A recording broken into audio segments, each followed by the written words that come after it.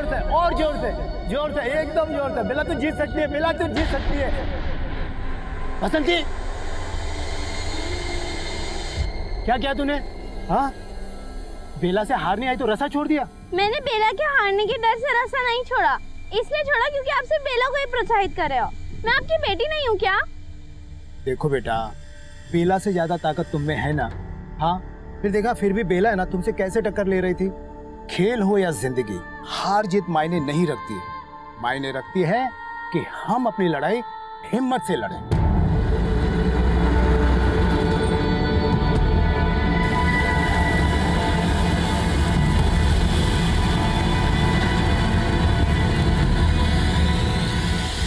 लीजिए, खाना खा लीजिए। आपको फिर दवाई भी लेनी है। मुझे भूख नहीं है। पापा, मैं जानती हूँ कि बसंती दीदी की शादी का कर्ज आप नहीं चुका पा रहे, लेकिन आप बिल्कुल चिंता मत कीजिए, सब कुछ ठीक हो जाएगा। लीजिए, थोड़ा सा खाना खा लीजिए। अरे तेरे रहते हुए मुझे किस बात की चिंता है? बैठो। तू भी खाना खा। हाँ। बल्लू! बेला! बेला! बल्लू! बल्लू! बल्लू! बेला! पापा, पापा, बेला! बल्लू!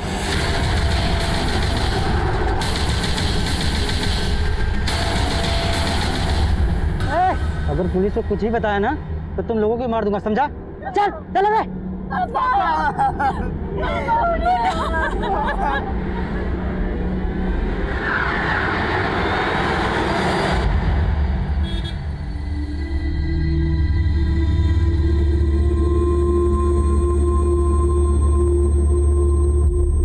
बेला दीदी, यहाँ पर आप लोगों की जान को भी खतरा है। यहाँ रहोगे तो वो लोग चैन से जीने नहीं देंगे आपको। पर जीजा जी, हम ऐसे डर के नहीं जाएंगे।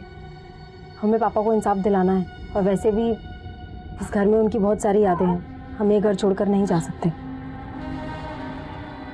ठीक है, जैसे आप लोगों की मर्जी, पर अब हमें जाना होगा। बसंती, चलने की तैयारी करो। मैं अभी नहीं जाना चाहती हूँ, माँ को मेरी जरूरत है। हाँ, लेकिन तुम्हें देखभाल की जरूरत है, और ऐसे माहौल में मैं तुम्हें यहाँ नहीं छोड़ सकता। जीजा जी, आप दीदी को तो साथ लेके जा रहे हैं, लाली को मेरे पास रहने दीजिए ना। ठीक है, चलो।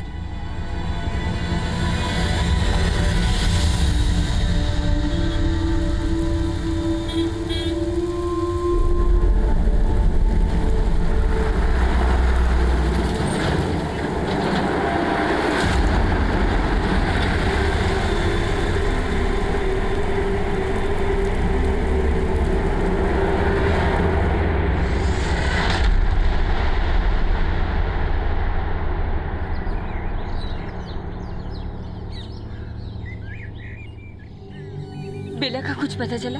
नहीं, मैंने बेला दीदी को पहले ही बोला था कि इन चक्करों में नहीं पड़े। उसने ना खुद के पैर पे कुल्हाड़ी मारी है। अबे, कम से कम ऐसे वक्त पे तो उसे मत कोस। जाना, पता करना। कहाँ से पता करूं? वो ना हमारी सुनती है ना जीजा जी की। वो अपनी मर्जी की मालिक है। अब उसके चक्करों में पड़ के मुझे अपना वक्त बर्बाद नहीं करना।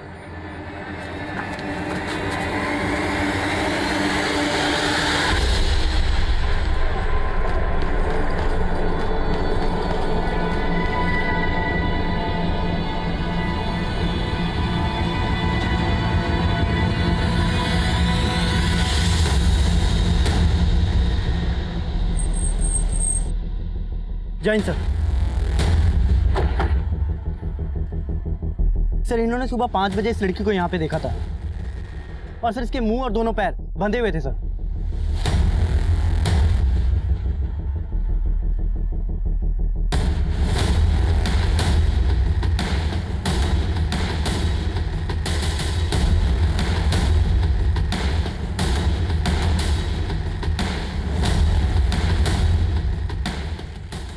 लड़की इस रास्ते से खुद को खींचते हुए वहां लेकर गई।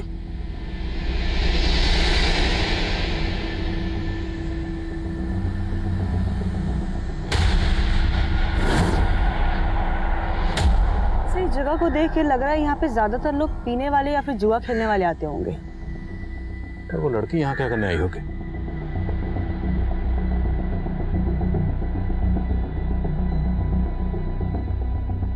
यहाँ से आगे ड्रैगिंग मार्क्स नहीं है। ऐसा हो सकता हो लड़की को गाड़ी में यहाँ पे लाया गया हो, उसके बाद रेप करने के बाद यहीं छोड़ दिया गया होगा। यहाँ आने जाने वाले सभी रास्तों के सीसीटीवी चेक करो, हो सकता है किसी में वो गाड़ी कैप्चर हुई हो। और जितने भी लोग यहाँ पे शराब पीने या जुआ खेलने आते हैं सबको राउंड ऑफ करो। Right sir.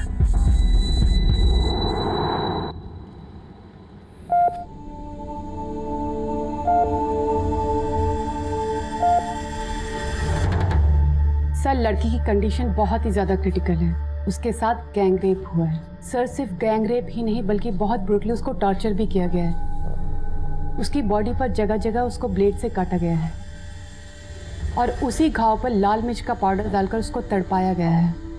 उसकी बॉडी को सिगरेट बट से जगह जगह जलाया गया है, यहाँ तक कि प्राइवेट पार्ट को भी। सर ऐसी जख्मी हालत में बार बार उसके साथ बलात्कार हुआ है। उसकी बॉडी पर सिरिंज के मार्क्स मिले हैं और उस सिरिंज के थ्रू उसकी बॉडी में ड्रग्स इंजेक्ट किए गए हैं। सर ये सब सुनकर तो लग रहा है कि क्रिमिनल्स की लड़की के साथ कोई गहरी दुश्मनी रही होगी और इसी वजह से उसे इतना ब्रूटली टॉर्चर किया गया। लेकिन फिर भी लड़की की हिम्मत तो देखो, इस लड़की के साथ इतना कुछ हुआ, इसके बावजूद वो लड़की खुद को तकरीबन 40 मिनट तक ड्रैग करके हाईवे तक पहुंची। Sir 40 metres, that means sir लड़की बहुत स्ट्रांग और ब्रेव रही है। और सर उसकी विल पावर इतनी ज़्यादा स्ट्रांग है कि वहाँ से यहाँ तक आने के बाद भी उसने दम नहीं तोड़ा। अभी लड़की की हालत कैसी है? सॉरी टू से सर, मगर वो बच जाए तो ये बहुत बड़ा मिरेकल होगा। फिलहाल तो वो कोमा में है sir. Let's hope for the best. Please. Thank you.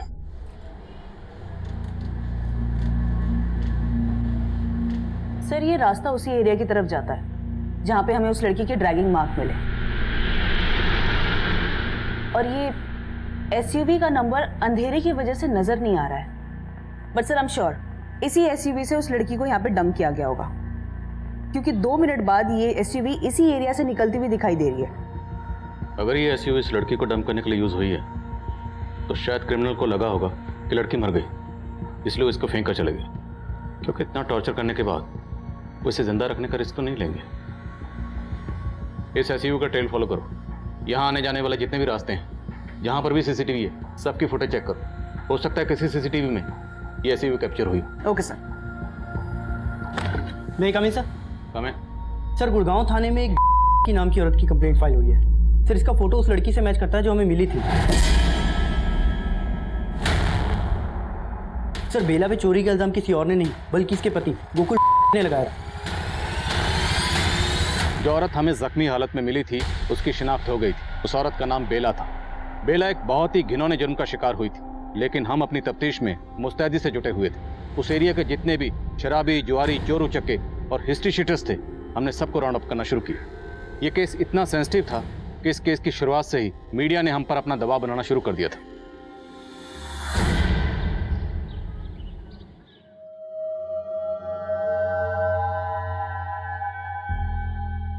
पापा, माँ ने आपको मना किया था ना दारू पीने, और फिर भी आप ये चुप।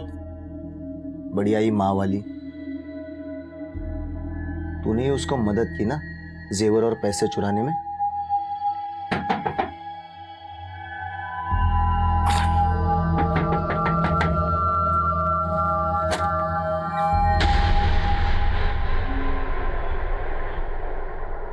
बेला हमें बहादुरगढ़ में जख्मी हालत में मिली। उसके साथ गैंग रेप हुआ। क्या रेप? तुम्हारी बीवी के साथ इतना कुछ हो गया और तुम उस पर चोरी का इल्जाम लगा रहे हो? साहब वो मत करो। तुम गुड़गांव पुलिस के पास उसकी मिसिंग कंप्लेंट लिखवाने गए थे और अब उस पर चोरी का इल्जाम भी लगा रहे हो। साहब मैं मानता हूँ कि बेला पर मैंने चोरी का इल्जाम लगाया, क्योंकि कुछ महीनों पहले जब हम अलग हुए थे तब वो यहाँ से पैसे और गहने लेकर जाने की कोशिश कर रही थी। ये सब क्या कर रही हो? मैं तुम्हें मेरा और पैसा बर्बाद करने नहीं दूंगा। मुझे इनकी ज़रूरत है, मैं थोड़े दिन में वापस कर दूंगी। इन पे सिर्फ लाली का हक है। कल को उसकी शादी होगी, अगर ये भी तू ले गई तो लाली का क्या होगा? लाली की फिक्र मुझे आपसे ज़्यादा है। आपको ये गहने रखने हैं तो रख लीजिए, लेकिन लाली को मैं अपने साथ ही लेकर जाऊंगी। लाली पर तुम्हारा कोई हक नहीं है, और मुझे मेरी बेटी से अलग करने की कोशिश की ना तो अच्छा नहीं होगा। बेला मुझसे अलग होकर हमारे पड़ोस में ही उसकी सहेली के साथ रह रही थी। अभी 2 दिन पहले ही मैंने देखा घर से गहने और 25,000 रुपये गायब है। तब मुझे लगा कि ये सब वो लेके गई होगी। फिर मैं सविता के घर गया, उसकी सहेली के, लेकिन सविता के घर को ताला था और बेला का फोन भी बंद आ रहा था। फिर मैंने सविता को फोन किया। हेलो, हेलो सविता, बेला कहाँ है? मुझे नहीं मालूम, मैं तो मेरे भाई के आई हूँ पिछले 2 दिन से। बेला का कहीं भी पता नहीं लग रहा था साहब। मैं तो उसकी शिकायत लिखवाने गया था लापता होने की, पर गुड़गांव पुलिस वाले मुझ पर भरोसा ही नहीं कर रहे थे कि बेला गायब हो सकती है। भरोसा नहीं किया था मतलब? बेला और मैं पहले भी उनकी जाति बर्दाश्त कर चुके हैं। 1.5 साल पहले भी उस पर रेप हुआ था, पर तब भी उन्होंने हमारी कोई सुनवाई नहीं की थी। बेला का रेप हुआ था? हाँ साहब, और किसी और ने नहीं किया था, कांस्टेबल ललित शर्मा ने किया था। बेला ललित शर्मा के घर साफ सफाई का काम करती थी।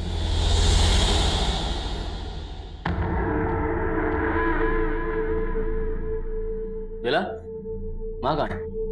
जी वो बाहर गई है।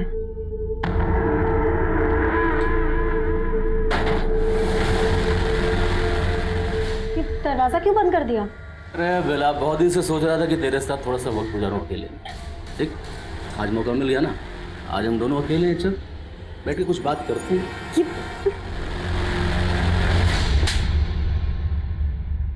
तेरी तूने मेरे पर हाथ उठाया? बेला ने मुझे उस बारे में बताया तो हम पुलिस स्टेशन गए, लेकिन उन्होंने हमारी एफआईआर नहीं लिखी, हमें थाने से बाहर निकाल दिया। हम हिम्मत करके एसीपी साहब को मिले, उन्होंने हमारी एफआईआर तो लिखी, पर हम गरीबों को कहाँ इंसाफ मिलता है साहब।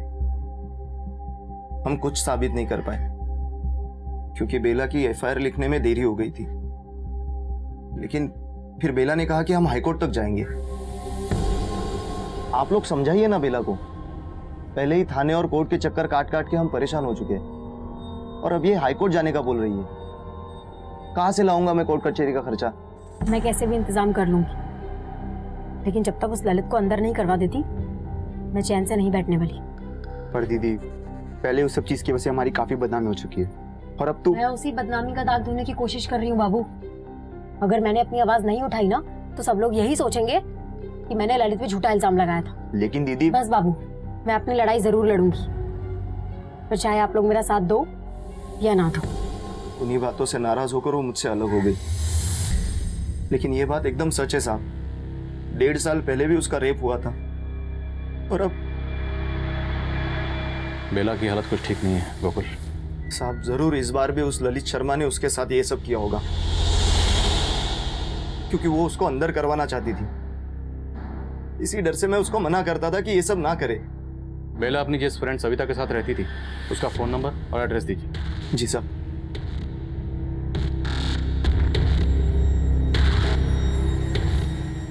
पापा, मुझे भी माँ से मिलना है।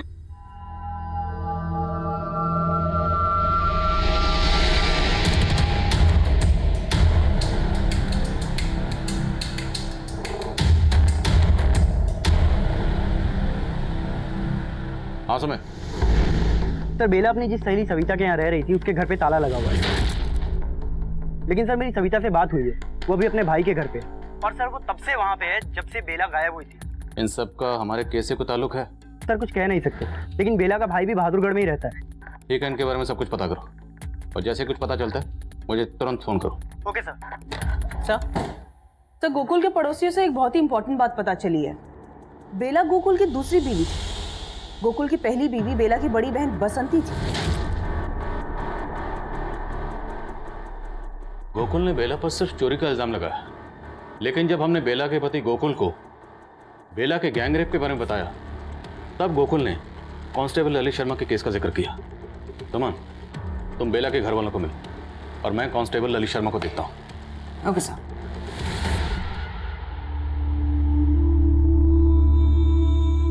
पापा, ये सब क्या लगाया है माँ को?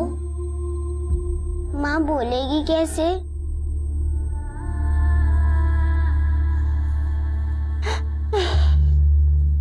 ये सब क्या हो गया? मैंने कितना समझाया था बेला को, लेकिन मेरी एक नहीं सुनी। उस ललित शर्मा ने उसके साथ फिर से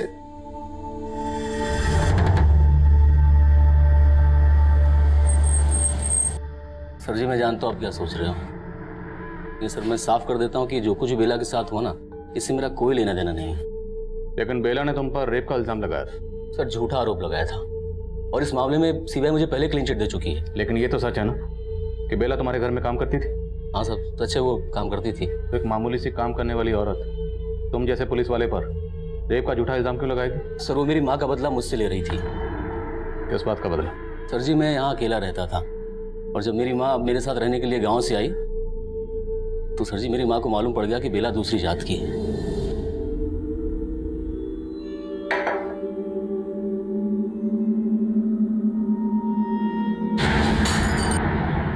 माँ ललित तू पागल है जो इस जात वाली को अपने घर काम पर रखा है? इसके हाथ का खा के क्यों अपना धर्म भ्रष्ट कर रहा है? माँ कैसी बात कर रही है? देख मैं ये सब नहीं मानता हूँ। तू चुप कर, इसको अभी काम से निकाल। पूरा घर अशुद्ध करके रख दिया है। सर जी मैं मानता हूँ कि मेरी माँ थोड़ी पुराने ख्यालात की है, लेकिन बेला ने भी इस बात को दिल पे ले लिया और मुझ पे रेप का झूठा इल्जाम लगा दिया और इसी वजह से मैं 1 साल तक सस्पेंड रहा। बेला का पहले रेप किया गया, फिर पूरी तरह से टॉर्चर किया गया। बहुत ब्रूटल रेप है और उसकी हालत को देख के लगता है जैसे किसी ने कोई बहुत पुरानी नफरत निकाली उससे।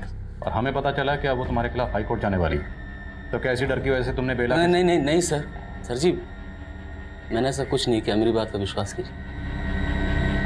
बेला ने अपने सपनों का बलिदान दे दिया, लेकिन क्या?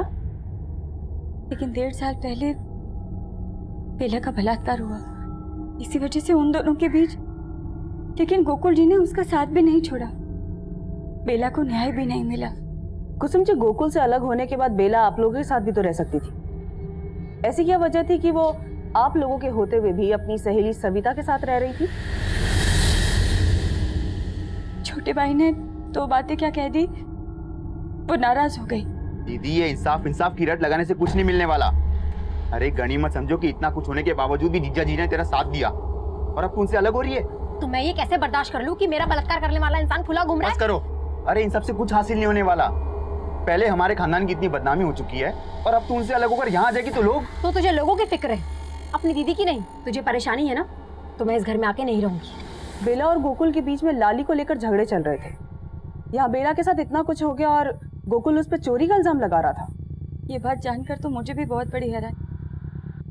जब गोकुल जी से फोन पर बात हुई तब पता चला कि उनको तो यही लगता है कि बेला हमारे साथ रहती है। माँ जी बेला ने ये अच्छा नहीं किया, वो मेरे घर से पैसे और गहने चुरा कर ले गई है। गोकुल जी आपको बहुत बड़ी गलतफहमी हुई है, बेला ऐसा कर ही नहीं सकती। अरे उसके सर पे भूत सवार है ना इंसाफ का, और उस चक्कर में वो मेरी सारी कमाई कोर्ट कचहरी में बर्बाद करना चाहती है। लेकिन मुझे मेरा पैसा वापस चाहिए। तभी मुझे पता चला कि बेला गायब है।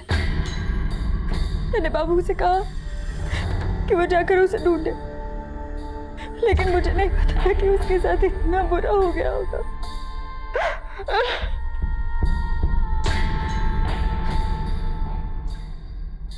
एक्सक्यूज मी सर, सविता के भाई के बारे में तो कुछ मालूम नहीं चला है, लेकिन सर 2 साल पहले बेला ने सविता के पति को जेल करवाई थी। लेकिन बेला तो सविता के घर पर ही रह रही थी। ये सविता कहाँ है अभी? सर वो अपने गुड़गांव वाले घर पे।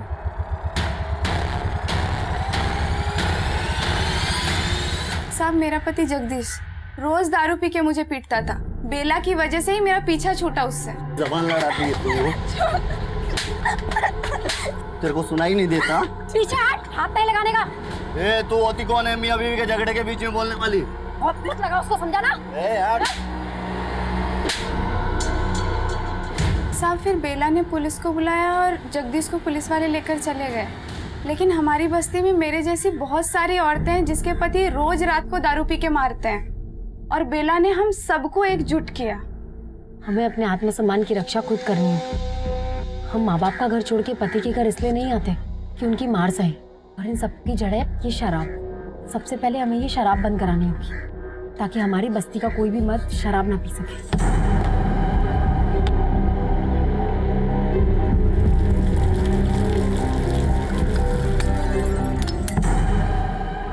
लेकिन उसके पति गोकुल का कहना है कि बेला उसके घर से चोरी करके भागी थी। साहब झूठ बोल रहा है वो। बेला ऐसा कर ही नहीं सकती है। जब बेला मेरे साथ रहती थी तो उसका पति यहाँ पे भी उसे परेशान करने आ जाया करता था। माँ हम सब साथ में कब रहेंगे? पापा ने बोला था अब तुम मेरी माँ नहीं हो। बेटा तू बिल्कुल चिंता मत कर, मैं बहुत जल्दी ना तुम्हें अपने पास ले आऊंगी। सपने देखना बंद कर दे तू। और तुमसे कहा था ना यहाँ मत आया करो। और तू मेरी बेटी को भड़काना बंद कर दे। चल बेटा। साहब, माना लाली बेला की सगी बेटी नहीं है, लेकिन लाली को बेला से ज्यादा कोई प्यार नहीं कर सकता साहब। हमें बेला बहादुरगढ़ में मिली और हमें पता चला कि बहादुरगढ़ में ही आपका भाई रहता है। तो क्या उस रात बेला बहादुरगढ़ में आपसे मिलने आई थी? नहीं साहब, मैंने बेला को आखिरी बार यहीं गुड़गांव में देखा था। सविता, हाँ मैं निकलती हूँ, मुझे आने में देर हो जाएगी। अच्छा सुनना, चाबी लेते हुए जा, मेरे भाई की तबीयत ठीक नहीं, मुझे उसके घर जाना पड़ेगा। ठीक है, चल मैं निकलती हूँ। हाँ। बेला बहादुरगढ़ में किससे मिलने गई होगी, आपको कुछ अंदाजा है? नहीं साहब, मुझे इस बात का कोई अंदाजा नहीं है।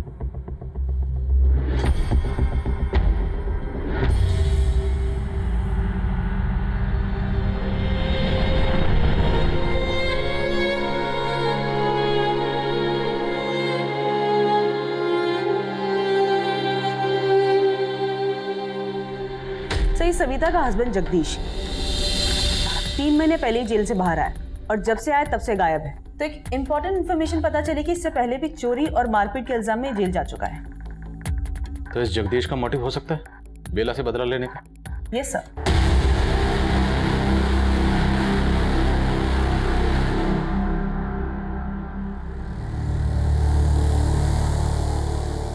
इस जगदीश के लिए लुकआउट नोटिस जारी करो। और कांस्टेबल ललित शर्मा के खिलाफ कुछ मिला? यस सर, कांस्टेबल ललित के बारे में पता किया। तो ये सच है कि कांस्टेबल ललित काफी टाइम से गुड़गांव में पोस्टेड है और बेला के साथ जो कुछ भी हुआ वो बहादुरगढ़ में हुआ। तो पॉसिबल है कांस्टेबल ललित शर्मा ने ये सब कुछ किसी और से करवाया, खुद ना करके किसी और को इस्तेमाल किया, शायद जगदीश को। मैं कम इन सर?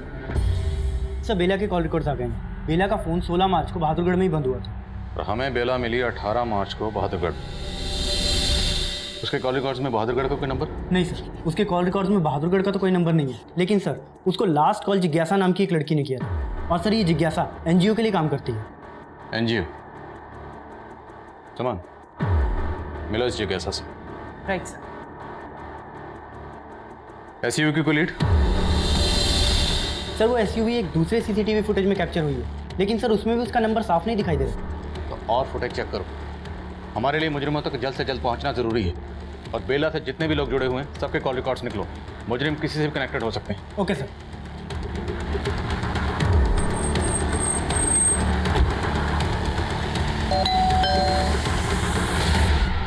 जिज्ञासा जी मैडम, मैं बेला से 3 महीने पहले मिली थी। मुझे पता चला था कि उसने कांस्टेबल ललित के खिलाफ रेप केस फाइल किया था और मैं उसकी मदद करना चाहती थी। देखो बेला, मैं जानती हूँ तुम ललित के खिलाफ आरोप साबित नहीं कर पाई। तुम चाहो तो हाई कोर्ट में उसके खिलाफ केस कर सकती हो। उसमें तो बहुत पैसे खर्च हो जाएंगे, इतने पैसे तो नहीं है मेरे पास। उसकी चिंता तुम मत करो, तुम्हारे केस के खर्चे के लिए मैं अपने एनजीओ में बात कर रही हूँ। तो तुम्हारी एनजीओ ऐसे केस में इंटरेस्ट क्यों ले रही थी जिसमें क्राइम ब्रांच ने भी कांस्टेबल ललित को क्लीन चिट दे दी थी? मैडम, मुझे बेला पर पूरा भरोसा था। इनफैक्ट जब मैं उसकी मदद कर रही थी तो मुझे थ्रेट मिल रहे थे। ओ मैडम, उस बेला की मदद की ना तो तेरी मदद करने वाला कोई नहीं बचेगा। कौन था वो? मैडम, वो हेलमेट में था, लेकिन मैं दावे के साथ कह सकती हूँ ये ललित का भेजा हुआ ही आदमी था। मैडम, ललित ही नहीं, बेला को परेशान करने वाले और लड़के भी हैं। कौन थे वो लड़के? अरे रेड क्वीन, चलती है क्या 500 में 2 घंटा?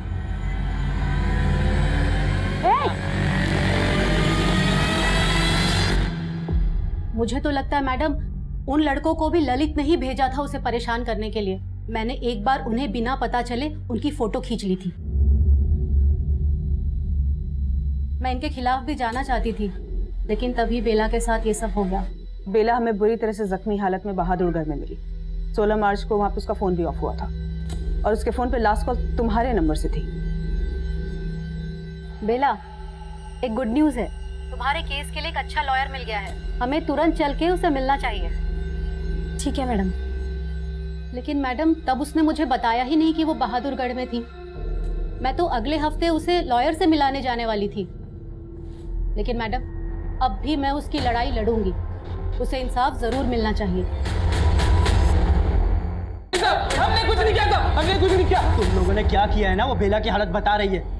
रेप करने के लिए बोल रहा था ना उसको। नहीं साहब, नहीं साहब, हमने ऐसा कुछ नहीं किया साहब। वो तो हमें लगा उसने झूठा रेप केस पैसों के लिए फाइल करा था, इसलिए बस पैसा दिखा के उससे पूछ लिया था, लेकिन हमने उसके साथ कुछ नहीं किया साहब। सर यकीन कीजिए सर। इन लड़कों के बारे में पता करो, इनका जगदीश या ललित से कोई कनेक्शन है या नहीं। Okay sir.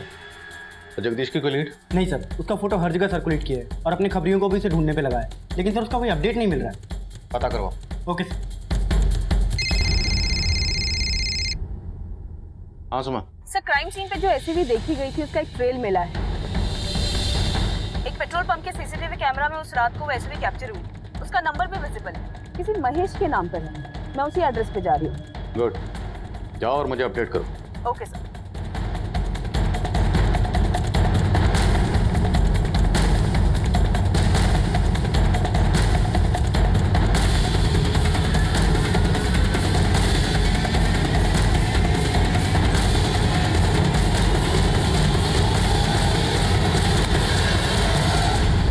महेश आपका नाम है?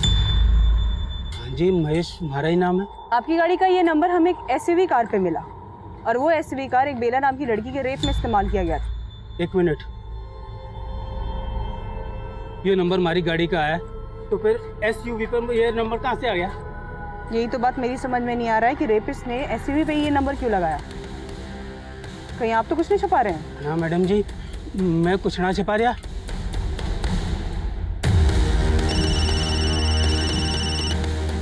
Yes sir. इस महेश का बेला या उससे जुड़े लोगों से कोई कनेक्शन? सर अभी तक ऐसा कुछ मिला तो नहीं है, लेकिन फिर भी मैं चेक करती हूँ। और ये भी चेक करो, इस महेश की किसी से कोई दुश्मनी तो नहीं जैसे फंसाने की कोशिश कर रहा? ओके सर, मैं देखती हूँ।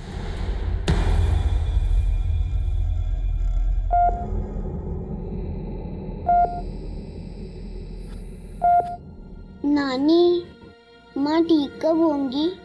मुझे उनसे बात करनी है। तुम्हारी माँ जल्दी से ठीक हो जाएगी। वो ऐसे ही हार मानने वालों में से नहीं है। देखना, वो अपनी लड़ाई जरूर जीतेगी।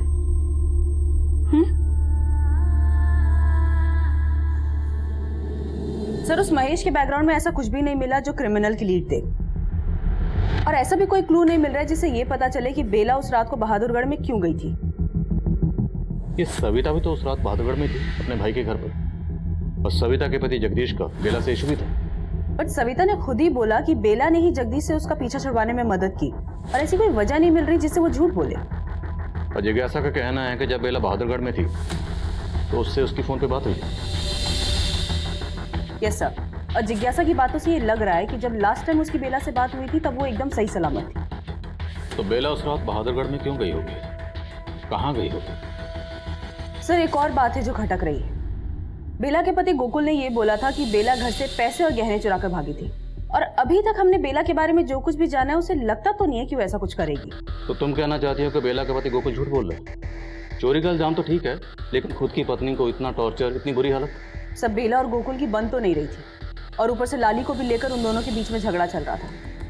तो ऐसा हो सकता है कि ऐसी कोई वजह हो जो अभी तक हमारे सामने नहीं आई है। तो इन दोनों के बेटी लाली से मिलते हैं, शायद नफरत की वजह सामने है। लाली बेटा, आपने अपनी माँ को आखिरी बार कब देखा था? डरो मत, बोल। काफी दिन पहले। काफी दिन पहले मतलब क्या उस दिन 16 मार्च थी? कुछ याद है आपको? अच्छा, जब आपने अपनी माँ को आखिरी बार देखा था, क्या उस दिन आपकी माँ का और पापा का आपस में झगड़ा हुआ था? वो दोनों का हमेशा झगड़ा होता था। किस बात को लेकर झगड़ा होता था? इतनी छोटी बच्ची के सामने शराब पीते हुए आपको शर्म नहीं आती? लाली को मैं एक पल भी यहाँ रुकने नहीं दूंगी। चल लाली यहाँ से। फिर पापा ने माँ को बहुत मारा और घर से बाहर लेके गए। साहब वो सब तो पुरानी बातें हैं।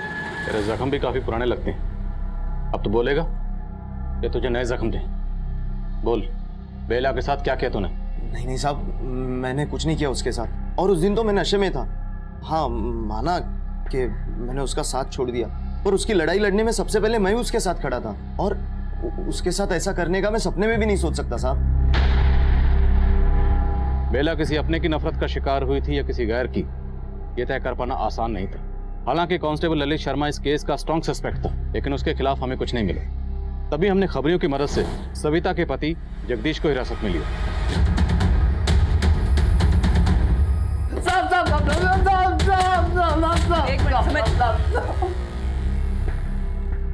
चल बोल। मैडम मैं मानता हूँ कि उसने मुझे अंदर करवाया, लेकिन आप मेरा विश्वास कीजिए, मैंने कुछ नहीं किया मैडम। जगदीश एक ऐसा मुजरिम था जिससे सच उगलवाना आसान नहीं था। पर तभी हमें इस केस का एक और पहलू पता चला। बेला के हादसे से कई साल पहले बेला के पिता केदारनाथ का कत्ल हुआ था और वो केस भी अब तक अनसॉल्व था। मैडम मेरे पापा ने बसंती दीदी की शादी के लिए एक साहूकार से कर्जा लिया था, पर वो उस कर्जे को चुका नहीं पा रहे थे। हमें तो शक था कि जिन लोगों ने मेरे पापा को मारा है वो उसी के आदमी होंगे, पर उसके खिलाफ कुछ साबित ही नहीं हो पाया। बेला के भाई बाबू के बयान की बुनियाद पर हमने केदारनाथ मर्डर केस को बारीकी से स्टडी किया और उससे हमें कुछ नहीं मिला। दरअसल उस वक्त मुजरिमों ने जिस एसयूवी का इस्तेमाल किया था, उस एसयूवी के अलावा हमारे पास और कोई लीड नहीं थी। और एसयूवी पर जिस महेश नाम के शख्स की गाड़ी का नंबर इस्तेमाल हुआ था, उस महेश की बैकग्राउंड में भी हमें ऐसी कोई बात पता नहीं चली जिससे हमें इस केस में कोई लीड मिल पाती। अब हमें यही लग रहा था कि बेला का बयान ही इस केस पर रोशनी डाल सकता है, लेकिन बेला की हालत दिन ब दिन इतनी नाजुक होती जा रही थी कि उसके बयान देने की दूर दूर तक कोई गुंजाइश नजर नहीं आ रही थी। लेकिन तभी इस केस में कुछ ऐसा हुआ जिसके बारे में हमने सोचा भी नहीं।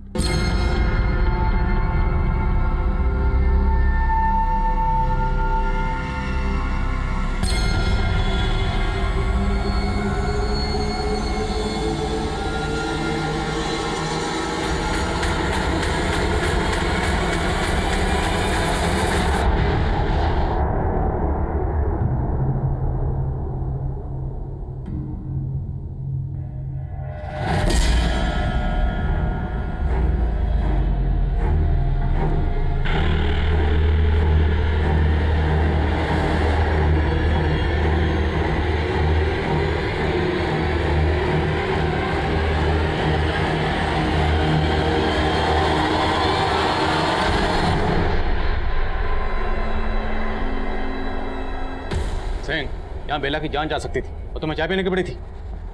वन सेकंड सर, मैंने यहाँ का सीसीटीवी फुटेज चेक किया, उसमें वो आदमी दिखाई दिया जिसने बेला को मारने की कोशिश की।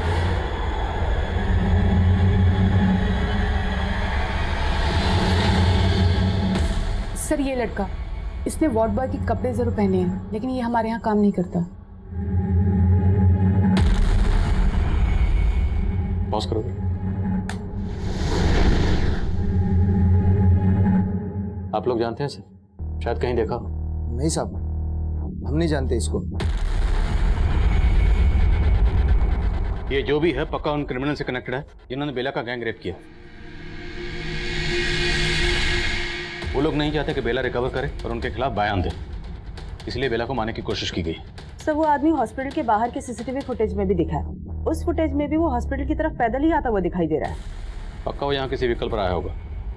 हॉस्पिटल के आसपास पता करो और ध्यान रहे, मीडिया को इस बात की भनक बिल्कुल नहीं लगनी चाहिए कि बेला पर अटैक हुआ और वो बच गए। इससे क्रिमिनल अलर्ट हो जाएंगे। उन्हें वही लगने दो, वो जो करना चाहते थे उन्होंने कर ली। और ये भी चेक करो कि इस आदमी का कोई क्रिमिनल रिकॉर्ड है या नहीं। Okay sir.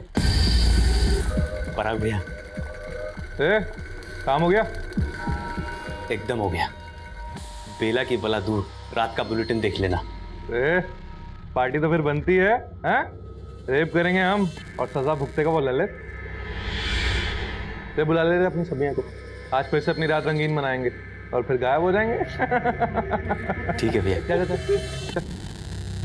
हाँ समय सर, एक ऑटो वाले ने उस आदमी को आइडेंटिफाई किया है। सर इस ऑटो वाले ने बताया कि इसने उसे हॉस्पिटल से उठाया था और बहादुरगढ़ रोहतक रोड पे छोड़ा था। तुरंत वहां जाओ, वो आदमी वहीं कहीं हो सकता है। Okay sir. सर मैं जिज्ञासा से मिली,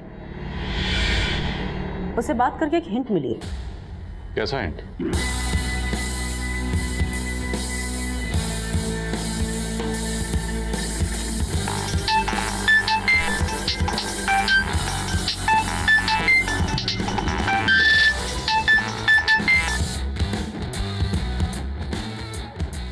हेलो,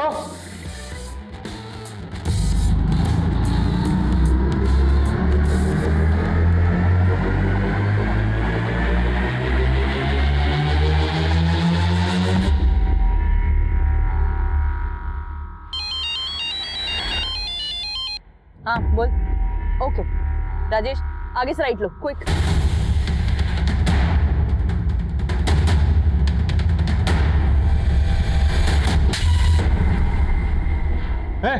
चल। तू तो कहता वो लड़की मर गई है, क्या जिंदा है वो? हा? तो फिर अब क्या करेंगे? अब क्या करेंगे? अब विश्वा को हमारे लिए कुर्बानी देनी पड़ेगी। क्यों? मरेगा ना हमारे लिए, मरेगा ना?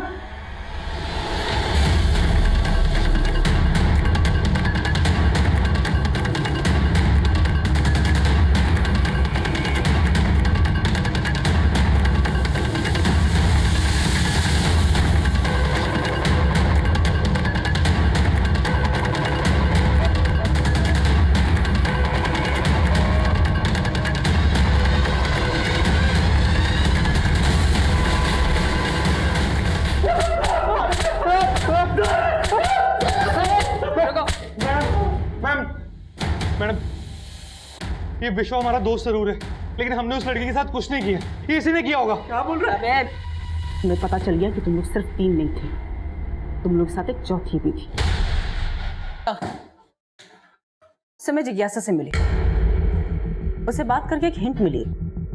कैसा हिंट? जिज्ञासा ने पहले ये बोला था कि जिस आदमी ने उसे लाइफ थ्रेट दिया था वो हेलमेट में था। ओ मैडम, उस बेला की मदद की ना तो तेरी मदद करने वाला कोई नहीं बचेगा। इसीलिए उसका चेहरा नहीं देख पाई और इस वजह से उसने स्केच बनवाने से भी मना कर दिया। अच्छा, जब अभी मैंने जिज्ञासा को उस आदमी की फोटो दिखाई जो हमें हॉस्पिटल के सीसीटीवी में मिला, जिज्ञासा तुमने मुझे एक बार बताया था कि किसने तुम्हें लाइफ थ्रेट दिया था, तो क्या ये वो आदमी यही है, ये वाला? शायद हाँ मैडम, ये वही आदमी है। तो पहले तो सर वो उसको देख के चौंक गई और फिर बाद में उसने एकदम कंफर्मेशन के साथ कहा कि हाँ ये वही आदमी है जिसने मुझे धमकी दी थी। तेरे ऊपर शक होते ही हमने तेरा फोन सर्विलेंस पे डाल दिया था, और जैसे ही तूने पराग को फोन किया तो पकड़ी गई। हेलो? बेला बच गई बेवकूफ, लेकिन अब अगर विश्वा बच गया तो हम दोनों मरेंगे। तू तो बोली थी कि तू बेला की मदद कर रही थी, तूने ही बेला के साथ ये सब किया? हाँ, मैंने ही बेला के साथ ये सब करवाया, और मैं कोई उसकी मदद करने के लिए उससे नहीं मिली थी। मैं तो उसकी मजबूरी से अपना फायदा उठाना चाहती थी। देखो बेला, मैं जानती हूँ ललित पर तुम आरोप साबित नहीं कर पाई। तुम चाहो तो हाई कोर्ट में उसके खिलाफ केस कर सकती हो। लेकिन मैडम, हाई कोर्ट, उसमें तो बहुत पैसे खर्च हो जाएंगे। इतने पैसे तो नहीं है मेरे पास। तुम्हारे केस के खर्चे के लिए मैं अपने एनजीओ में बात कर रही हूँ। वो इस केस का 70% खर्चा उठा लेंगे, लेकिन बाकी पैसों का इंतज़ाम तुम्हें खुद करना होगा। वो मुझे 65,000 पहले ही दे चुकी थी, लेकिन मैंने उसके लिए कुछ नहीं किया, बल्कि मैं उससे और पैसे मांग रही थी, और वो मुझे पैसे देने के लिए तैयार भी हो गई थी, लेकर आ रही थी पैसे। लेकिन तभी अचानक उसके तेवर बदल गए। मैडम, आप पहले ही मुझसे 65,000 रुपये ले चुकी हैं, अभी आप 40,000 रुपये और मांग रही हैं। लेकिन आपने अभी तक मुझे उस वकील से नहीं मिलवाया जो मेरा केस लड़ने वाले हैं। अरे मिलवा दूंगी, थोड़ा सब्र कर। नहीं, मुझे अब और सब्र नहीं करना। आप मेरे 65,000 रुपये वापस कर दीजिए। अच्छा, नहीं दूंगी तेरे पैसे। क्या करेगी? मैं तो जानती थी तू मदद करने के बहाने ना सबसे पैसे लूटती है। हाँ, मैं यही करती हूँ। जो भी तूने अभी कुछ कबूला है ना, वो सब इस वीडियो में रिकॉर्ड कर लिया मैंने उसे यही लगने दिया कि मैं उससे डर गई हूँ, और पैसे देने के लिए अगले दिन बहादुरगढ़ बुला लिया। पराग का फार्म हाउस है वहाँ। पराग हमारे एनजीओ के ट्रस्टी का बेटा है, और उसकी सारी अय्याशियों के बारे में मुझे सब कुछ पता है, इसलिए वो मेरे लिए कुछ भी करने के लिए तैयार था। सामने सनसनवाल फार्म हाउस है, तुम वहीं आ जाओ, तुम्हारे पैसे मिल जाएंगे। ठीक है, मैं आती हूँ।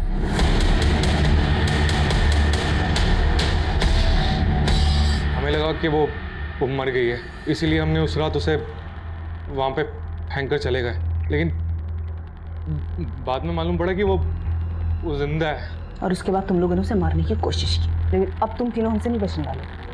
उठो इसे। खुद एक औरत होते हुए दूसरी औरत को जहन्नम में धकेल दिया, सिर्फ इसलिए क्योंकि वो तुमसे अपना हक मांग रही थी, और ये सब करके तुम उसे उसकी औकात दिखाना चाहती थी। तुझे तेरी औकात हम दिखाएंगे इस जेल में। बेला के मुजरिमों को तो हमने सलाखों के पीछे पहुंचा दिया, लेकिन बेला अब भी जिंदगी और मौत की लड़ाई लड़ रही थी, जैसे वो हमेशा अपने हक के लिए लड़ती आई थी। और डॉक्टर्स के मुताबिक बेला का यही जज्बा, यही विल पावर उसके जिंदा रहने की वजह बनी थी। लेकिन शायद बेला से एक चूक हुई थी। बेला को बहुत पहले इस बात का एहसास हो गया था कि जिज्ञासा उसके साथ फरेब कर सकती है, इसलिए बेला ने उसके खिलाफ सबूत भी जुटा लिए थे। लेकिन इसके बाद भी बेला पुलिस के पास मदद मांगने नहीं गई। क्यों? जब बेला ने कांस्टेबल ललित शर्मा पर रेप का इल्जाम लगाया था, उस वक्त पुलिस ने बेला की कोई मदद नहीं की थी। तो क्या इसी वजह से बेला का पुलिस पर से भरोसा उठ गया था? ये तय कर पाना हमेशा मुश्किल होगा, क्योंकि ललित शर्मा केस अभी भी अनसॉल्व्ड है। लेकिन बेला का भाई बाबू बेला की अधूरी लड़ाई लड़ने की कोशिश कर रहा है। अब मैं आदिल खान आपसे इजाजत लेता हूं। आपसे फिर मुलाकात होगी एक और नए केस के साथ। तब तक देखते रहिए क्राइम पेट्रोल दस्तक। मकसद बताना नहीं, बचाना है।